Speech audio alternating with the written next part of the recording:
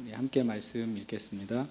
우리 중에 이루어진 사실에 대하여 처음부터 목격자와 말씀에 일꾼된 자들이 전하여 준 그대로 내력을 저술하려고 붓을 든 사람이 많은지라. 그 모든 일을 근원부터 자세히 미루어 살핀 나도 데오빌로 각하에게 차례대로 써보내는 것이 좋은 줄 알았노니 이는 각하가 알고 있는 바를 더 확실하게 하려 함이로라. 아멘. 네. 제가 제목을 더 확실하게 하자 그랬어요. 제가 좀 생각해 봤습니다. 제가 하나님 앞에 내가 제일 잘하는 게 뭘까 이렇게 생각해 봤어요. 여러분이 제일 잘하는 건 뭐예요? 제일 잘하는 거 모르겠어요.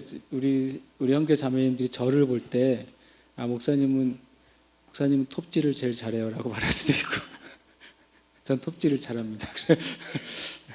또 다른 걸 잘한다고 말할 수도 있을 것 같아요. 근데 여러분은 뭘 잘하시는지 모르겠어요. 하나님이 또 저를 보실 때 내가 제일 잘하고 있는 게 뭔가 그것도 또 좀 궁금해졌어요. 그러다가 제가 질문을 또 바꿨죠. 내가 잘하고 못하는 거는 내 중심으로 생각할 수도 있고 다른 사람의 눈으로 볼 수도 있잖아요. 거꾸로 제가 생각을 했어요. 그러면 내가 나에게 맡겨진 주님의 그 일 안에서 내가 목사로서 제일 잘해야 될 게 뭘까 그 생각을 했죠. 내가 목사로서 제일 잘해야 될 게 뭘까? 여기에 있는 분들이 생각이 다를 수도 있습니다. 다만 이제 저 고흥령이라는 사람에게 기대하는 것일 수도 있지만 하나님이 교회에 이제 목회자를 세운 분들에게 제일 잘했으면 하는 바람이 뭘까 생각해 봤어요. 성경에 그 목자들이나 목사들 또는 교회 인도자들에게 주신 말씀 중에 보면 많은 경우에 말씀을 잘 가르치라고 돼 있더라고요. 성품이나 영성을 제일 잘해야 돼. 그거는 목사님에게만 요구하면 안 되잖아요. 만약에 하나님께서 이 땅에 있는 사역자들에게는 성품을 너희들 목회자는 성품 커트라인 90점, 장로님은 80점, 그다음에 권사님은 70점, 성도는 60점. 그런 식으로 주님이 성품이나 영성을 하나님이 세우신 직임이나 직분별로 두셨을까요? 진짜 죄송하지만 그건 아니거든요. 하나님의 그 영성과 성품과 경건의 기준은 모든 그리스도인에게 동일합니다. 아멘. 그러니까 이제 사람이 두 가지 이런 동일하다는 거 생각을 못하니까 때로는 앞에 선 사람에겐 더 윤리적이 되라고 말하고 더 영적이 되라고 말하고 더 좋은 성품을 가지라고 말해요. 자기는 좀 덜해도 괜찮은 것 같은 거죠. 이게 교회 안에 숨어있는 죄예요.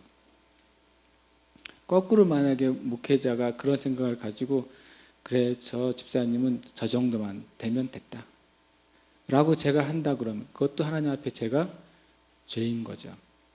여러분 이 성품과 영성은 하나님 앞에 직임이나 하나님이 그에게 주신 사역과 관계가 없어요. 그게 기준이 없어요. 성품과 영성 하나님 앞에 똑같습니다. 그래야 주님 앞에 주님의 보좌 앞에 설 때 같은 기준으로 주님 앞에 심판받을 거 아니에요. 다만 그러나 주님께서 맡겨주신 그 일에 있어서만큼은 그 일에 맡겨진 만큼 주님께서 판단하실 거예요. 그렇죠? 그러니까 저는 저를 생각해 본 거죠. 저는 목사로서 부름을 받았어요. 그럼 내가 뭘 잘해야 되느냐? 잘해야 된다는 말을 잘 들으셔야 돼요. 뭘 탁월하다 그걸 떠나서 내가 주님 앞에 어떤 부분에 충성해야 되는가? 저는 말씀을 가르치는데 충성하는 것이 저에게 1차적인 주님께서 저를 부르신 이유잖아요. 그렇죠? 그럼 여러분 어떠세요? 여러분에게 주님 주신 부르심 안에서 여러분이 뭘 제일 잘하면 주님이 기뻐하실까요? 그걸 잘하세요. 그거를 잘하시면 돼요. 그거를. 전에도 한 말씀드렸지만 토마스 아 캠피스라는 수도사가 그리스도를 본받아라는 책을 썼잖아요. 그 책은 성경 다음으로 사람들에게 영성을 주는 책 중에 하나예요. 그 토마스 아 캠피스가 여러 수도원을 다니면서 사역을 했는데 그 토마스 아 캠피스의 주로 직임은 청소와 밥 짓는 거였답니다.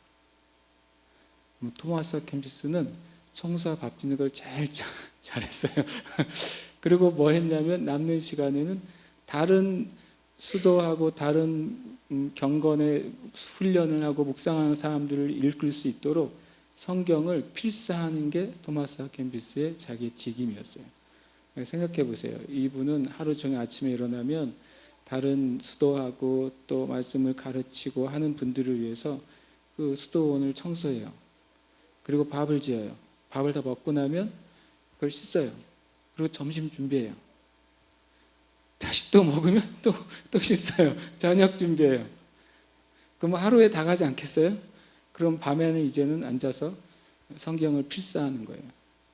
성경을 계속 옮겨 적는 거예요. 그게 그분의 사역이었어요. 그러면서 주님과 나눈 대화가 모아진 책이 그리스도를 본받아요.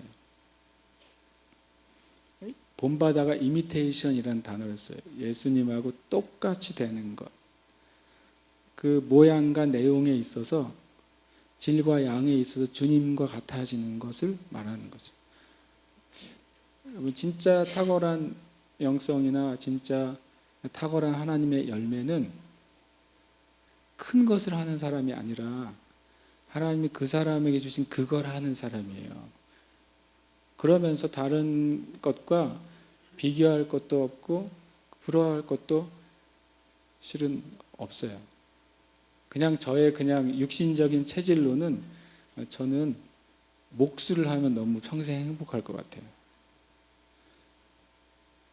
전혀 안 어울리시나 보죠. 저는 실제로 목수나 아니면 나무꾼 같은 거 하면 되게 진짜 행복하게 이렇게 산을 다니면서 나무를 베다가 이렇게 땔감을 삼을 것 같아요. 정말 진심으로 저 그랬어요. 주님이 전에 한번 기도하는데 내가 이런 질문이 생겼어요. 만약에 하나님 나라에서도 주님 나에게 뭔가를 할 수 있는 선택권을 주신다면 나는 하나님 나라에서도 집을 지었으면 좋겠어요. 그랬어요.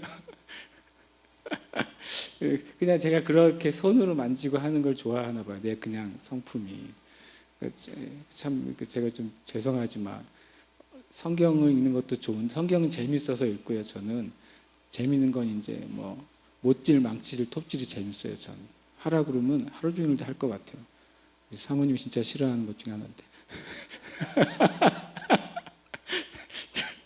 예전에 처음 교회 시작해가지고 뭐 할 때 뭐가 필요한 게 있으면 일단 저는 살 생각을 안 하고 만들 생각을 했으니까 토요일 밤까지 만들고 앉아 있는 거죠. 저는 사모님은 참 많은 인고의 세월을 보냈어요. 그렇게 설교를 준비 안 하면서 새벽 2시까지 계속 망치질을 하고 있는 나를 볼 때 무슨 생각을 했을까 내가 가끔 생각한 적이 있어요. 그런데 어쨌든 제가 나누고 싶은 거 뭐냐, 정말 여러분의 주님 앞에 주님이 잘했으면 좋겠다고 하는 걸 생각해 보시고 그걸 잘하세요. 그게 하나님 나라의 제일 큰 상급이에요. 근데 우리가 잘 그거를 많이들 모르는 것 같아요. 제가 보니까. 왜 그러냐면요. 지금 맡겨진 일에 행복해하는 그리스도인들이 의외로 많지 않다는 것 때문에.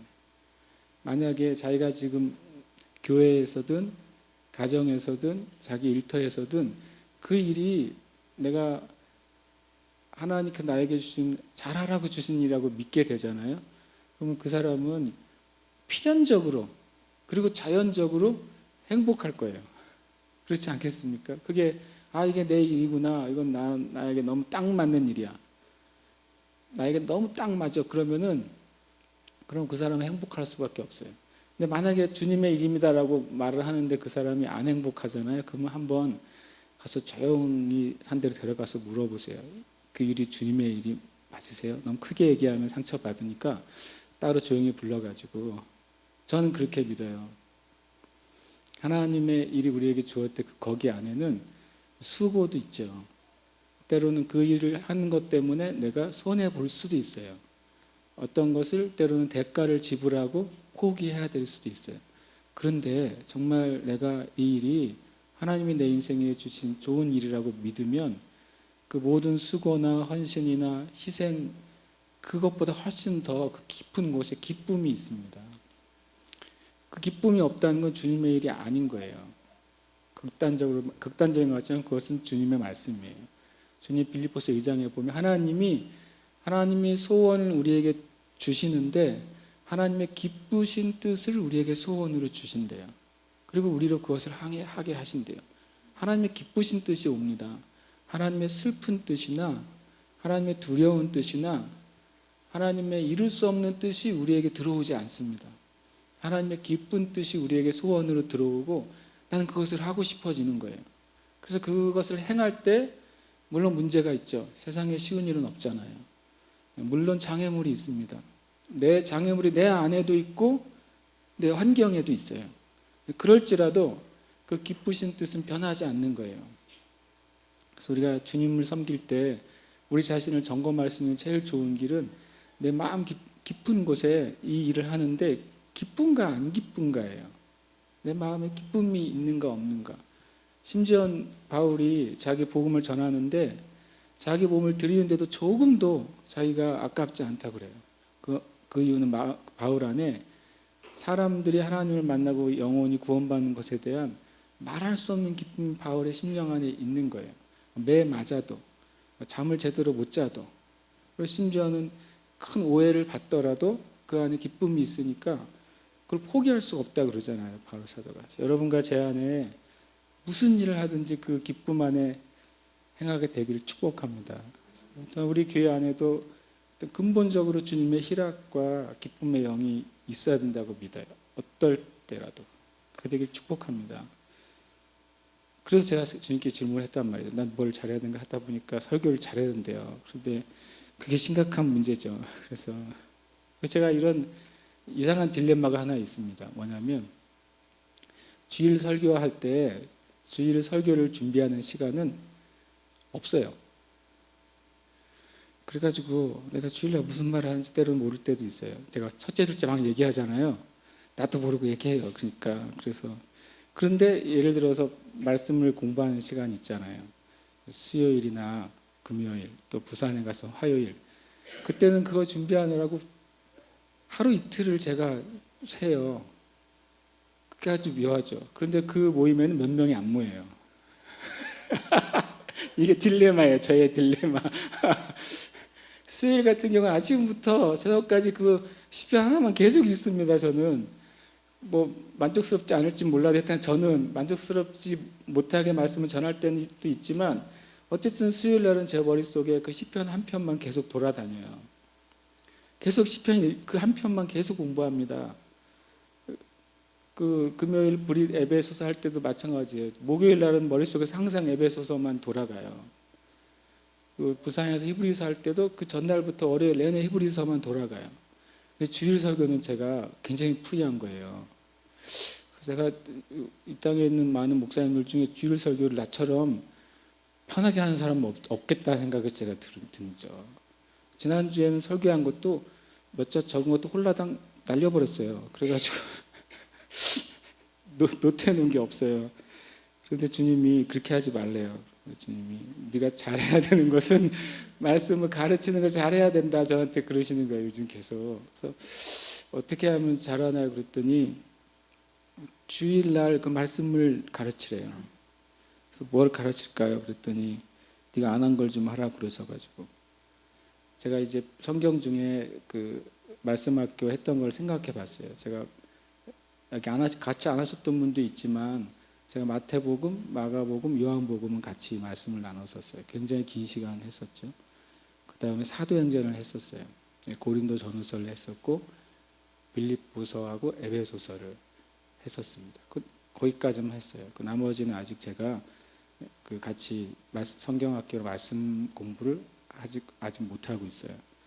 그래서 뭘 할까요? 그랬더니 주님이 누가복음을 좀 하라는 마음을 주셨어요. 그래서 오늘은 설교를 하기보다도 이제 합니다. 이제 시작을 하는 거예요. 오늘부터 요 이 땅 할 겁니다. 누가복음 24장까지 갑니다. 근데 누가복음에서 끝나는 게 아니라 사도행전 28장이 하나의 책이었어요. 누가복음과 사도행전이 원래 한 권이었습니다. 그러면 신약 성경의 절반이 누가가 썼어요. 바울 사도보다 신약 성경에서 더 많은 분량을 쓴 분이 누가예요. 누가는 누가 썼는지 아세요? 누가복음은 누가가 썼습니다. 누가복음은 누가가 썼어요. 근데 누가라는 말의 의미가 되게 재밌어요. 누가라는 말이 헬라어로 루카스라고 해요. 루카스 많이 들어보지 않았어요? 루카스? 어디서 들어봤어요? 영어에서 많이 들어봤죠. 루카스. 누가가 헬라어로 루카스예요. 루카스라는 말이 뭐냐면 이름이 멋있어요. 이름이 빛을 주는 자 이런 뜻이에요. 이름 훌륭하죠. 광선검 들고 있는 루카스가 어울리죠.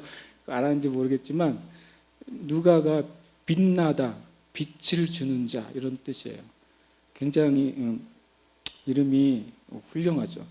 제가 이제 왜 누가를 해야 됩니까? 이렇게 물었을 때 굉장히 그 전에 한 번도 생각해 보지 못했는데 놀라운 사실을 한 가지 알게 됐어요.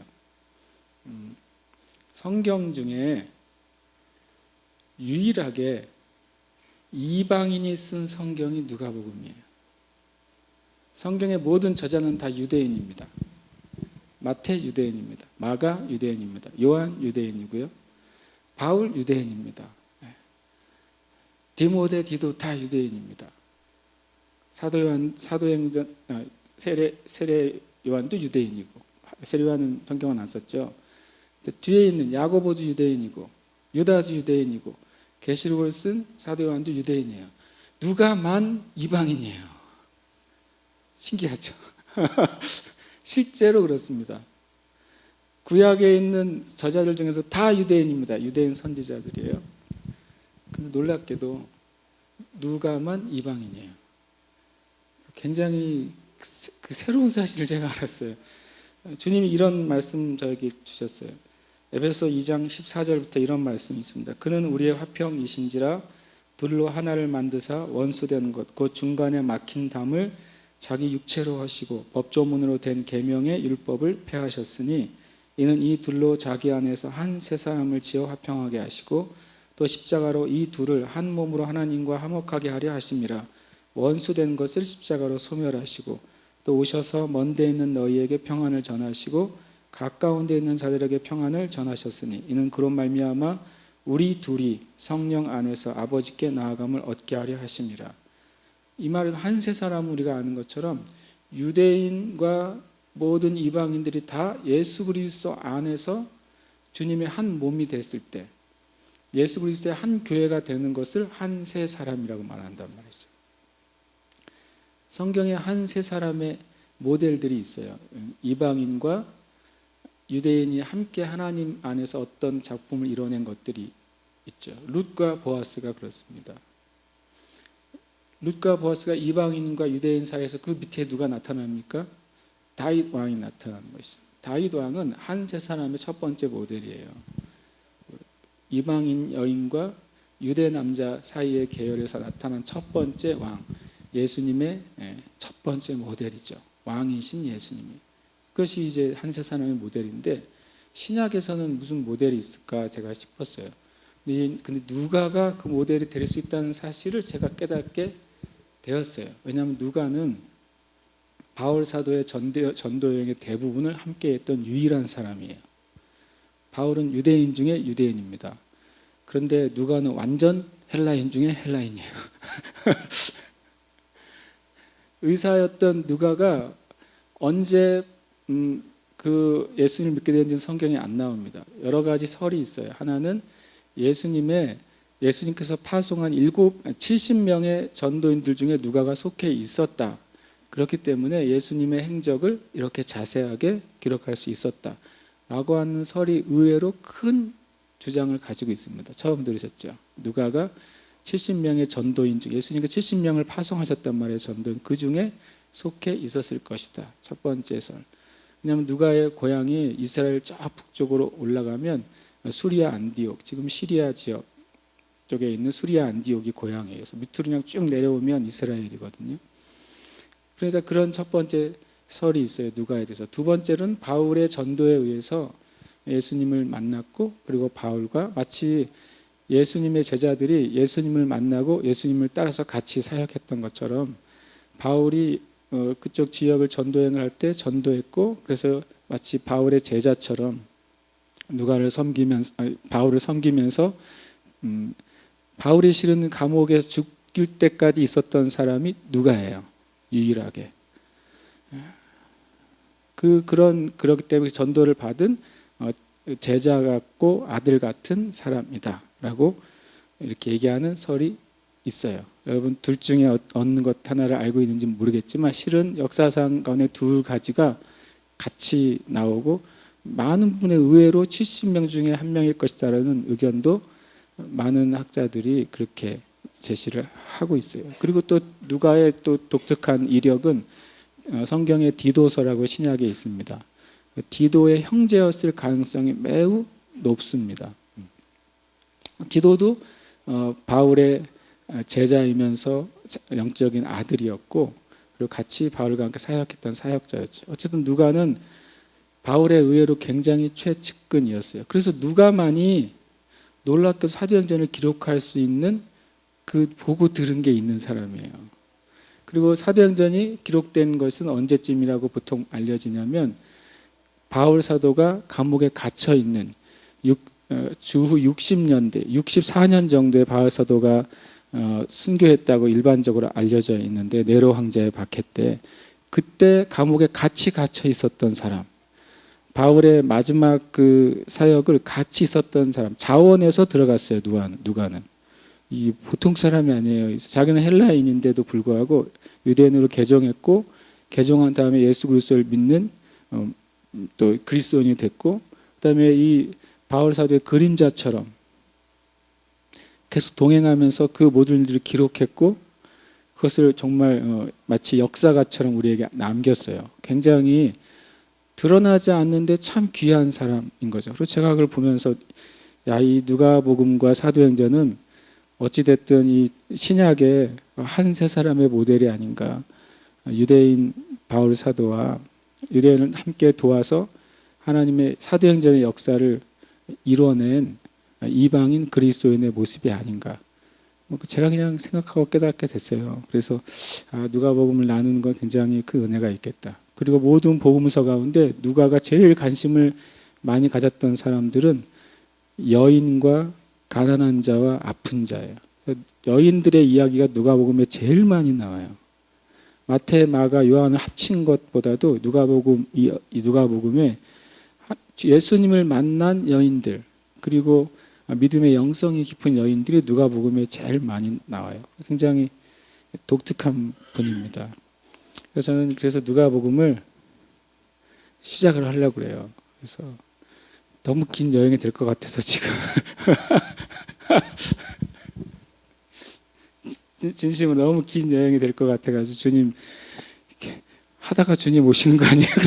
그런 생각이 들기도 했어요. 누가는 신약 성경에서 가장 긴 시간을 기록합니다. 왜냐하면 예수님이 태어나기 전부터 기록을 시작해서 누가가 죽었을 때가 보통 84세 전후로 죽었다고 생각합니다. 순교를 당했다는 설도 있고 그냥 나이가 들어서 돌아왔다는 말도 있는데 84세쯤이 언제쯤이냐면 요한계시록이 기록됐거나 기록될 때쯤입니다. 그러니까 신약 성경의 전 역사를 살았던 사람이에요. 그리고 그것을 봤던 사람이에요. 그것을 기록했던 사람이에요. 그래서 저는 누가 이분을 참 좋아하게 됐어요. 1절에 이렇게 시작됩니다. 우리 중에 이루어진 사실에 대하여. 저는 이 말씀이 굉장히 너무 은혜로웠어요. 누가가 앞으로 기록할 거거든요. 어디서 누가복음 1장 2절부터 사도행전 28장까지 기록을 할 거예요. 근데 이걸 한마디로 뭐라고 말했냐면 우리 중에 이루어진 사실이래요. 이거는 우리가 만들어낸 이야기가 아닌 거예요. 우리가 추측한 해석이 아닌 거예요. 이거는 연구한 결과가 아닌 거예요. 이거는 우리 중에서 누가 있을 때 살아있던 사람들이죠. 그러나 우리는 우리 안에도 그것은 사실인 거예요. 우리 가운데서 실제로 일어났고 실제로 역사했고 실제로 선포된 바로 사실이라는 거예요. 이 누가복음 1장 1절에 너무 제가 주님께 감사했어요. 주님, 그렇군요. 성경은 내가 이해할 것 이전의 사실입니다. 성경은 내가 해석하기 전에 사실입니다.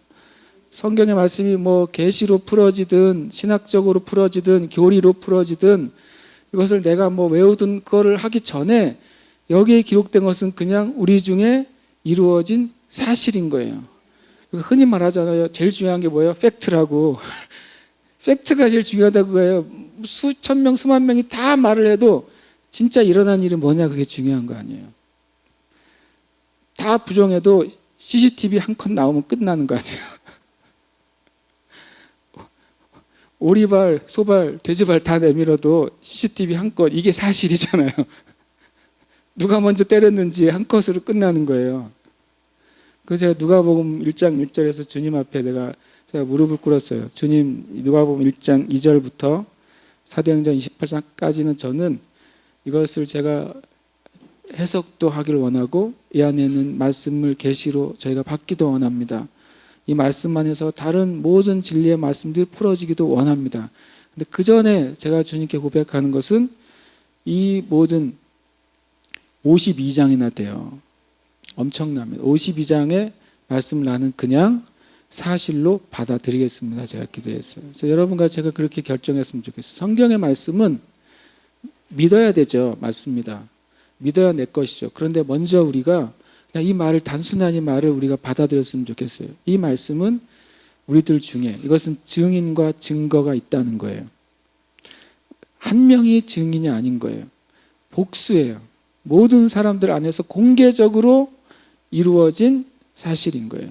그래서 저는 이 말씀을 다 그냥 사실인 것으로 우리가 받은 상태에서 말씀을 나누게 되기를 축복합니다. 여기 있는 것이 사실이라면, 그것이 실제라면 이제는 여기에 이루어진 일이 지금도 우리에게 실제가 될 것입니다. 여기서 말씀하신 말씀이 실제라면 이 말씀의 역사가 우리의 삶에 실제가 될 것입니다. 여기 있는 게 가짜라면 우리가 아무리 외쳐도 그건 의미가 없어요. 그렇죠? 그러나 여기 있는 게 사실이라면 우리는 그것을 붙잡을 수 있어요. 신기루나 그림자를 내가 붙잡을 수는 없지만 사실은 붙잡을 수 있는 거예요. 여러분과 제가 이 말씀을 그 사실로 받게 되시길 축복합니다. 네. 그러면서 2절에 다시 말하는 거예요. 처음부터 목격자와 말씀에 일꾼된 자들. 목격자는 누구겠어요? 예수님이 하신 것을 보고 들은 거예요. 그리고 사도행전의 교회들이 일어난 일을 보고 들은 거예요. 그런 자들이 있었고, 말씀에 일꾼된 자들은 거기서부터 주님을 위해 살았던 사람들이에요.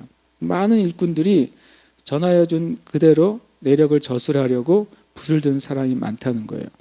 그러니까 이 붓을 든 사람들은 실제로 목격자, 말씀에 일꾼된 자들이 아니에요. 그들로부터 저 받은 거예요. 예수님이 이런 말씀하신 것을 내가 들었다. 예수님이 이 일을 하신 것을 내가 보았다. 주님께서 이렇게 생각하시고 우리에게 가르치신 것을 내가 배웠다. 이렇게 그런 말씀의 목격자와 일꾼된 자들로부터 받은 많은 사람들이 글을 적기 시작했다는 거죠. 그런데 3절에 보니까 그 모든 일을 근원부터 자세히 미뤄 살핀 나도 글을 써야 되겠다는 생각을 갖게 됐어요. 성령님. 왜요? 그분들이 하지 않은 이야기가 있다는 것을 알게 됐어요. 그리고 그분들이 하는 이야기가 좀 더 명확해져야 되겠다는 것을 누가가 생각하게 됐어요. 그래서 성령님께서 그것을 실제 그 상황에 있었던, 조금 전에 말씀드린 것처럼 70명 중에 한 명이었다면 더더욱 그랬을 것이고, 그리고 바울 사도와 함께 평생 전도행을 다녔던 누가로서는 더더욱이 수많은 사도들을 만나고 그 목격자와 말씀에 일꾼된 자들을 가장 많이 만났던 사람 중에 한 명이 누가인 거예요. 그래서 이 얘기 저 얘기를 다 지금 다니고 있는데 누가가 좀 정리가 필요하다 라고 하는 거죠. 그 말들이 가짜는 아니지만, 그 말씀들이 진리이지만, 그러나 성령님께서 누가에게 그 많은 말씀들이 이제는 정리가 돼야 되겠다. 처음부터 끝까지 정리가 돼야 되겠다. 제가 감사한 것은 누가가 말한 이 하나님의 이루어진 사실을 예수님의 공생애로 끝내지 않은 거예요. 그 사실을 어디까지 끌고 갔냐면, 누가는 예수님이 태어나기 이전과 예수님이 사역하시고 승천하신 이후의 사건, 사도행전의 사건까지를 누가가 생각한, 이것이 처음과 끝이라고 생각한 거예요. 마태복음에도 뭐가 안 나와요? 사도행전 이야기가 안 나와요. 마가복음에도 사도행전 이야기가 안 나와요. 요한복음에도 사도행전 이야기가 안 나와요. 그러나 누가복음엔 사도행전이 나오는 거예요. 크게는 두 번의 편지인 것처럼 보입니다. 누가복음에 내가 데오빌로 각하에겠습니다. 다시 사도행전 1장에서 다시 쓴다고 말씀하고 있는 거예요. 그래서 4절에 보니까 이는 각하가 알고 있는 바를 더 확실하게 하려 함이다 라고 말합니다. 이 데오빌로 각하는 실제로 실제 인물로 보는 것이 맞습니다. 그러면 각하라는 공식적인 명칭을 써서 편지를 쓰고 있기 때문에 그렇습니다. 그렇게 보면 누가복음은 굉장히 긴 뭐가 돼요? 편지가 되는 거죠. 바울 서신이라고 말하는데 실은 알고 보면 누가복음은 누가의 서신이죠. 예수 그리스도의 사역과 또 교회의 사역, 성령님께서 예수님을 통해서 역사하신 사역과 성령님께서 똑같이 교회를 통해 역사하신 사역, 그 사역에 대한 일종의 편지이면서 보고서예요. 보고서. 여러분과 제가 이제 그 보고서를 좀 읽으려고 하는 거죠. 그래서 여러분과 제가 이것이 실제 사실이고 하나님의 역사인 것을 받아들이면서 읽을 때 저는 믿습니다. 그리고 더 믿기로 했어요. 우리가 말씀을 읽을 때 이 말씀의 사실이 우리 안에서 나타나게 될 것을 제가 믿습니다. 또 누가복음을 읽어봤더니요, 마태, 마가, 누가, 요한 중에 치유의 사건이 제일 많이 나오는 게 또 누가복음이에요. 그래서 마태복음에 많은 비유들이 나오고 설교가 나오는 반면에 마태와 마가, 요한은 설교와 비유들이 많아요. 그런데 누가복음은 그냥 계속 고치는 이야기로 가득 차 있어요. 주님의 역사가 계속 나타나는 이야기로 가득 차 있어요. 왜냐하면 누가는 사실을 기록하고 싶은 거예요. 그리고 우리가 믿는 자들이 그걸 사실로 받아들이기를 원하는 거예요. 그리고 믿는 자들이 그 사실이 나타나기를 정말로 원하는 거예요. 아멘. 4절에 보면 이는 각하가 알고 있는 바를 더 확실하게 하려 함이로라. 아멘. 여러분 예수님이 하나님이신 걸 믿습니까? 네, 여러분 더 확실하게 되시길 축복합니다. 예수님께서 이 땅에 성신하신 것을 아십니까? 네, 더 확실하게 알게 되기를 축복합니다. 예수님께서 온 인류의 죄와 여러분 자신의 죄를 위해 죽으신 것을 믿으세요? 그것을 더 확실하게 알게 되기를 축복해요. 예수님께서 모든 병과 모든 귀신 들림과 모든 연약함을 고치신 걸 믿으세요? 우리가 그걸 더 확실하게 알기를 원합니다. 사도행전 교회가 120명으로 시작해서 단 3년 만에 몇만 명이 됐다는 것을 믿으세요? 네, 그걸 우리가 더 확실하게 알게 되기를 원해요. 더 확실하게 알게 되는 것은 더 확실하게 나타나는 거예요. 성경은 분명히 말합니다. 이렇게 표현합니다. 너희에게 나타나지 않는 것은 믿지 않기 때문이다 그래요. 너희의 믿음만큼 나타날 거라고 말해요. 너희가 기도해도 받지 못하는 것은 첫 번째로 기도하지 않기 때문이라는 거예요. 너희가 기도하는 만큼 나타날 거라고 말씀하고 있는 거예요. 그러면 여러분과 저의 진짜 현실을, 진짜 우리의 영적인 현실을 다 벗겨서 보세요. 얼만큼 내가 믿고 있는지, 주님 앞에 어떻게 기도하고 있는지, 주님 앞에 내 심령이 어떤 상태와 태도로 내 24시간을 내가 살고 있는지 우리는 서로 다 몰라요. 영분별이 있어도 다 몰라요. 그런데 하나님 앞에서는 우리가 숨길 수가 없잖아요. 제가 늘 주님 앞에 기도할 때마다 제일 창피한 건 그거예요. 하나님 앞에서는 안 숨겨진다는 거죠. 창피하기도 하지만 주님 앞에 또 감사한 거예요. 하나님 앞에는 정말 숨겨질 수가 없다는 거예요. 그래서 우리가 주님의 말씀을 더 확실하게 알아야 되겠어요. 더 우리가 확실하게 더 알게 될 것입니다. 성경에 이렇게 말씀합니다. 확실하게 알게 된 자들을 보여주는 게 있어요. 첫 번째가 누구죠? 욥이죠.